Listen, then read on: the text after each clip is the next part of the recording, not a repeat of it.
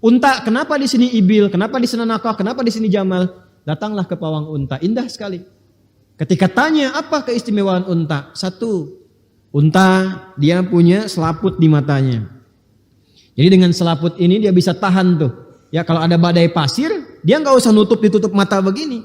Ya maka akan keluar selaputnya menyaring itu pasir, dia tetap bisa jalan. Makanya orang Arab menyebutnya safinatus sahra, kendaraan padang pasir yang masih bisa lewat. Itu hikmahnya. Anda mau pakai mobil apapun yang mewah, tetap akan berhenti. Unta jalan. Dilihatin. Kedua dia punya tempat menyimpan air tuh. Dia olah dalam dirinya itu. Sebulan dia bisa nggak minum. Sebulan loh. Jadi kalau ada orang nggak minum dalam sebulan, ya sama dengan ya, punya kemampuan seperti unta, ya kan? Punya kemampuan seperti unta. Jangan terlalu cepat ya kalimatnya. Punya kemampuan. Nanti dimantik itu dikaji lagi. Ya. Apalagi unta hewan yang sangat berkasih sayang kepada anaknya. Ibu mesti belajar, Bu, kasih sayang. Itu unta betina tuh luar biasa.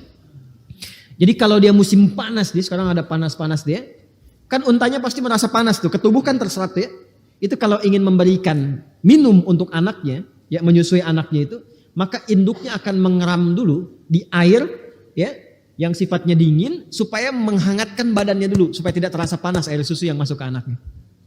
Unta. 4, unta itu hewan yang sangat sensitif dan memberikan respon sesuai perlakuan orang-orang kepadanya. Jadi kalau lembut dia akan lembut, kalau sayang dia akan sayang, kalau jahat dia akan berbahaya. Di Tripoli itu ada yang pernah memperlakukan unta dengan, ini kisah nyata, guru saya yang cerita, dengan sangat tidak berperik kehewanan dia. Jadi selalu memaksa kerja, ngasih makan terbatas, bahkan gak dikasih, kadang dipukul apa. Itu teringat di memori untanya. Satu malam dia pelajari kebiasaan tuannya, itu malam-malam dia keluar dari tempatnya, ya dari kandangnya itu dia injak-injak tuannya sampai meninggal. Unta. Ya, makanya unta itu sangat menarik. Karena itu kan kenapa Nabi, saya tanya, Nabi waktu beliau hijrah dari Mekah ke Yathrib, Al-Madinah, Al-Munawwarah, beliau menentukan tempatnya itu meminta apa yang jalan? Unta kan? Ya, dan berhenti di rumahnya Abu Ayyub Al-Ansari itu kan, itu ada hikmahnya. Nah, unta yang diminta itu untuk berjalan seperti itu ibil, nakah, jamal atau ba'ir. Harus sampai ke situ. Itu diriset tuh, riset dan sebagainya. Maka ditemukan kalau ibil itu umum sifatnya tapi punya keunggulan. Makanya kalau diriset dari situ dibawa. Bisa nggak bikin kacamata dengan model begini, model begini. Nanti banyak hadis yang lain yang bisa diriset. Nanti ada kelasnya kita insya Allah. Ya. Nah, kalau ba'ir itu unta tunggangan. Unta tunggangan itu sudah ada beban. Ya, dan yang paling menarik yang kelima yang belum selesai itu. Kebanyakan orang kalau melihat unta dia akan mengatakan unta kakinya 4. Ya kan? Kakinya berapa? Kebanyakan demikian. Tapi ketika ditanya pawang di sana dia jawab. Kata pawangnya itu kakinya 2, tangannya 2.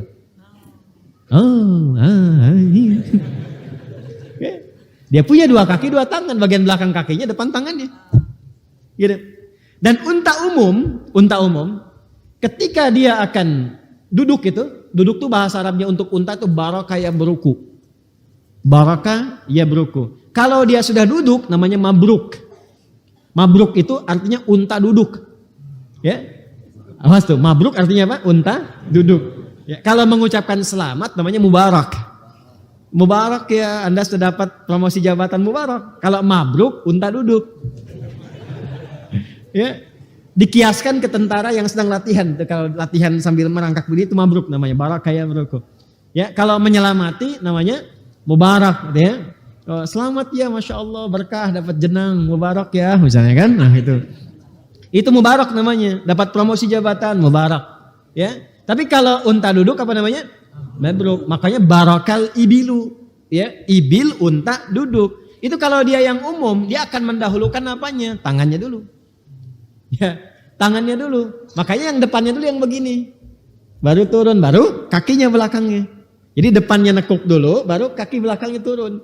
Nah kata Nabi, Anda kalau mau sujud, jangan seperti unta duduk, disebutkannya ibil. Dahulukan lututmu dulu, karena unta tangannya. Jelas ya? Tapi ketika menyebutkan yang kedua, ba'ir itu unta tunggangan. Unta tunggangan itu ada beban. Karena ada beban, kalau depannya digini duluan patah. Makanya dia turun dulu belakangnya, baru dia tekuk depannya. Halo? Halo? Ya? Makanya kalau main-main naik unta tuh coba Anda praktekkan begitu. Itu bair namanya. Nah, Nabi ingin menyampaikan majas, kiasan. Maksudnya apa? Kalau Anda punya beban, terbebani bagian tubuh kita karena faktor usia kah?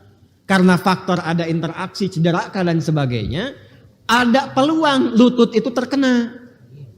Itu yang menjadikan Nabi kenapa bicara ditangkap sahabat Abu Hurairah. Abu Hurairah itu masuk Islamnya di tahun ke-7, 3 tahun sebelum Nabi meninggal.